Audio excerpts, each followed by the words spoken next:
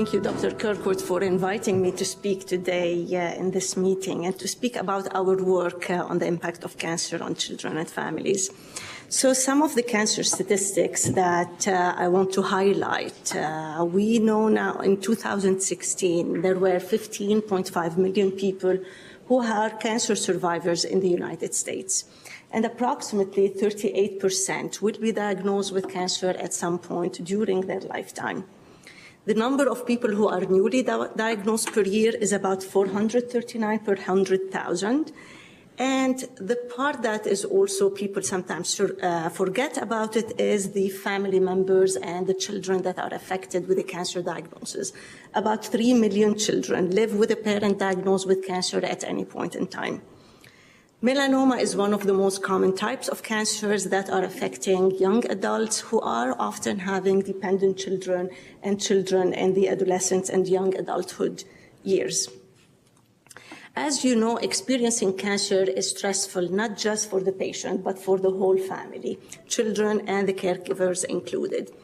It is especially distressing for adolescents and the young adult offspring. And anyone who has children in the adolescence age years or remembering your kids during their adolescence know how much it is a period of heightened stress. And the reason because it is a period of development at all biological systems, including the brain, that makes it very specifically or specially sensitive to stress and the long-term impact of stress. We know now very well that not just cancer diagnosis or parental cancer is stressful, but childhood adversity in general is associated with increased risk for mental and physical health problems, which carry into adulthood. And we're talking about physical and mental health problems that are serious in nature, depression and suicidal behavior, cardiovascular events, as well as cancer. Also, we know from animal models that stress in childhood alters biological systems and results in reprogramming of biological systems that persist across decades. And that's one of the pathways that we believe is how stress gets under the skin in order to impact vulnerability to disease at long term. Parental cancer diagnosis has been associated with increased risk for depression and anxiety, with rates ranging between 20 to 40%. However, most of the studies that exist right now, they have looked at adults who had a history or who experienced childhood parental cancer, and there is a long time between the diagnosis and when assessing adults who are experiencing that. Also, the studies that have been done in cancer in families and the children of parents with cancer, they have been of a very small scale and have not addressed a comprehensive assessment of physical, mental health, and biological responses. And that's what brings us to this study, the ICARE study, or the impact of cancer on risk and resilience, which is to examine and address this gap in the literature, to have a large-scale study that looks at biological stress responses as well as mental and health, physical and health problems in children of parents who are recently diagnosed with cancer. And the reason we're interested in this population is that we want to track how does stress, a recent stress, how does stress impact in the acute phase the children and their biological results in biological alterations, as well as how stress, when it becomes chronic, how does manifest itself affecting long-term outcomes. So before starting the study, we conducted a small scale. We started with a small scale study with Dr. Kirkwood in the melanoma cancer families to really check whether do families experiencing cancer, will they participate in a study like this. You have a lot on your plate in terms of getting to know your diagnosis, getting to learn about what treatments, the managing side effects. It's a lot to deal with. So we started by trying to do that. And we recruited successfully 33 children of parents recently diagnosed with cancer. We had it within 6 months of the diagnosis, but we were able to recruit them on average within 2 months of the parental cancer diagnosis. And we're comparing them, we compared them to children of parents from families that have no cancer or a severe chronic illness in the parent as well as the siblings. 97% of the sample, they had melanoma and skin cancers, and 70% of the children in that sample had a parent diagnosed at advanced stages. We recruited the families, as I mentioned, within 2 months, and we followed them up 1 year throughout the cancer diagnosis, collecting interviews, self-reported questionnaires, as well as biological samples, salivary, hair, and blood samples. And we made it very non-invasive to make sure that it's not adding to your burden by going to people's homes, by doing things over the phone remotely, and working very closely with physicians, PAs, nurses, collaborative nurses, the CRS team, to really incorporate this within their daily practice and the other clinical trials that are being done here.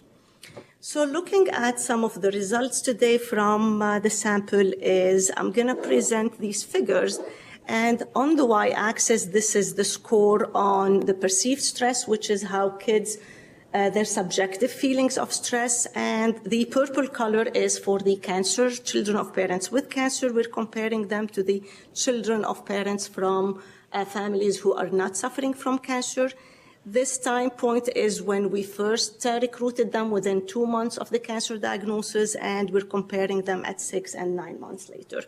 So what we're seeing in this figure is that early on, within 2 months of the cancer diagnosis, kids are showing increased perceived stress. That continues to be the case at follow-up as well. Also, we assessed what are kids worried about, and we do find them to be also showing increased worries about their own risk of cancer, about their parent who is diagnosed with cancer, also about the other parent to become diagnosed with cancer. And that starts very early on and continues throughout the first year after cancer diagnosis in their parent.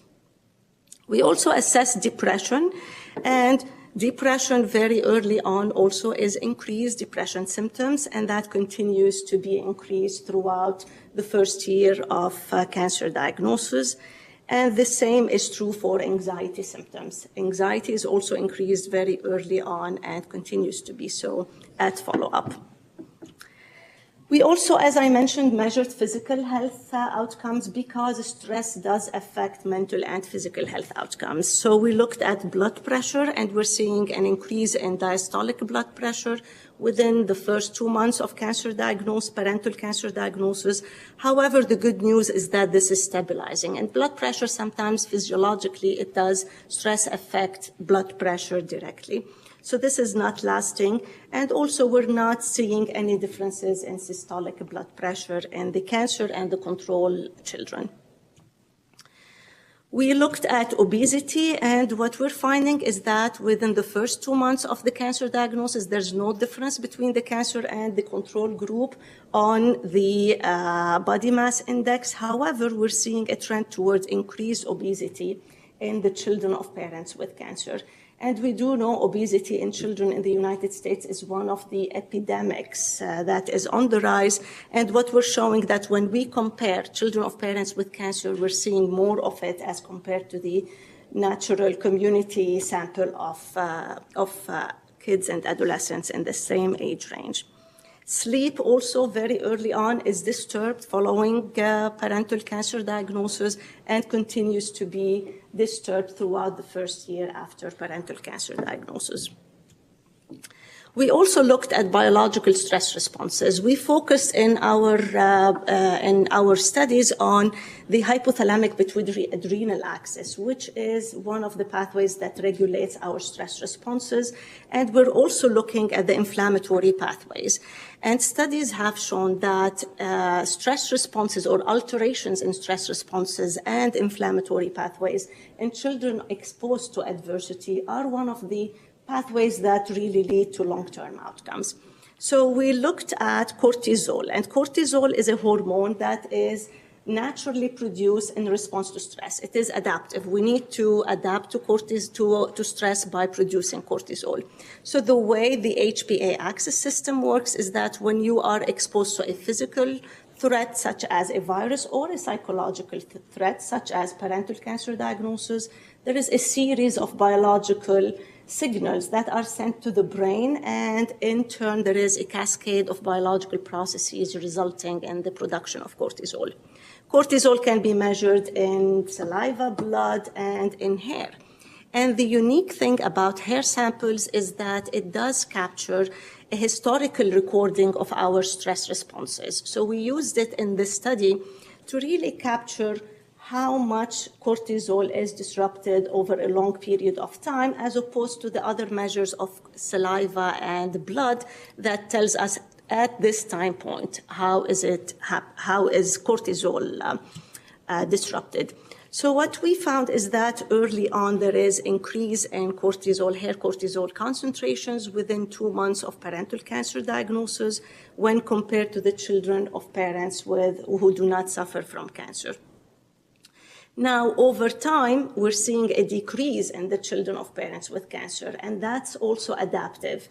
So one could think that that's good. However, biological systems, they work to protect us. The brain cannot handle constant production of cortisol in response to chronic stressors.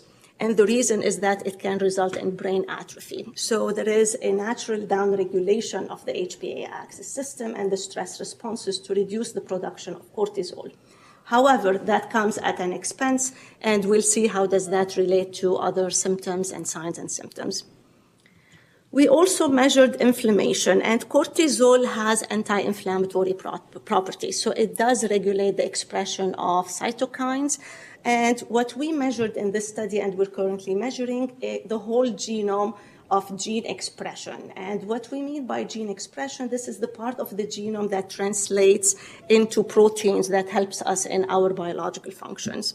So we wanted to look at the inflammatory pathways, and what we're seeing is that early on, we're seeing increase in IL-1 beta, which is an inflammatory cytokine or protein, in the children of parents with cancer, and that continues to be the case also at follow-up.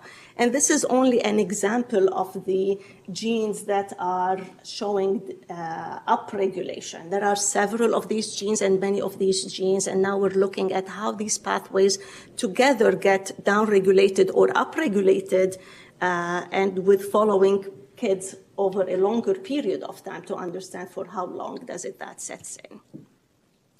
So when we look at the relationships between these biological dysregulations and our outcomes, we're finding that higher cortisol early on is associated with increased anxiety symptoms. IL-1 beta messenger RNA, or the gene expression of IL-1 beta, is associated with worse sleep, with higher body mass index. And we also looked at, to address one of the main questions about that family's experience. Is my kid going to be fine if I have a stage 1? Is my kid going to be fine if I progress through my cancer diagnosis? And the answer is, when we looked at the stage of diagnosis, it was not associated with depression or anxiety symptoms. So regardless of the stage, kids are worried about their parents. They have a stress response that is similar regardless of the stage of diagnosis. And what was important actually was the children's perception of the severity. So what the child believed to be the severity of their parents' cancer diagnosis is what mattered. And that is very important in terms of informing families to have more open communication that is age appropriate about their cancer diagnosis and dealing with the stress of cancer diagnosis specifically in the kids. We also looked at the parent, because the outcome of the parent, whether their quality of life is associated, we do know from our prior studies that the most predictive outcome of the children's responses are how the parents are doing. And when we look at the parent who's diagnosed with cancer, we're seeing that early on, within the first 2 months of cancer diagnosis, the patient parent has increased depressive symptoms. However, that is reduced over time as they're settling into their diagnosis. Similarly, for anxiety, also we're seeing increased anxiety symptoms early on, but the good news is that it is decreasing over time. And that, I think, is due to the wonderful care that you have with your physicians and all the team that you're working with. When looking at the caregiving parent, we're seeing that early on they have increase in depressive symptoms. However, that continues to increase. And that's what we want to bring the attention to the caregiver and the children, because oftentimes the patients, their concerns are addressed in the clinics. You're working with your physicians. They are addressing your depression and anxiety symptoms in addition to all of the physical health problems that you're handling or dealing with in response to cancer. But the caregivers are not, and the children are not. So we want to highlight this problem. Also, we're seeing that the caregiver, they have higher anxiety symptoms early on, and it continues to be high over time. So in conclusion, we are seeing early biological and psychological stress responses following parental cancer diagnosis. And that's true for the children, for the parent and with cancer, and for the caregiving parent. We're finding that the children and the caregivers, they continue to show increased depressive and anxiety symptoms over time. And we are finding that children's perceptions of the severity of parental cancer diagnosis is associated with worse outcomes. We are continuing with this study, and I was happy when Dr. Kirkwood recommended to do the pilot study in the population with melanoma, because that led to the success of this study and to really prompt us to get more funding to do it on a larger scale. And now we're including all types of cancers and recruiting children 10 to 21 years of age. The study is ongoing, and we make it as easy as possible, going to your homes within 2 hours of Pittsburgh. We can do everything also remotely over the phone. We're also advertising in buses in the communities and working with all UPMC cancer centers. And I would like to acknowledge mostly the patients and the families who have participated and continue to participate in order to really get us empirical evidence that can help patients in the future and other families in dealing with cancer diagnosis and informing them, because clinicians need the empirical evidence to really help you to manage your decisions on different decisions, whether treatment or even how do you seek care, how do you communicate with your kids. So we will need your help in helping us doing that and provide that empirical evidence.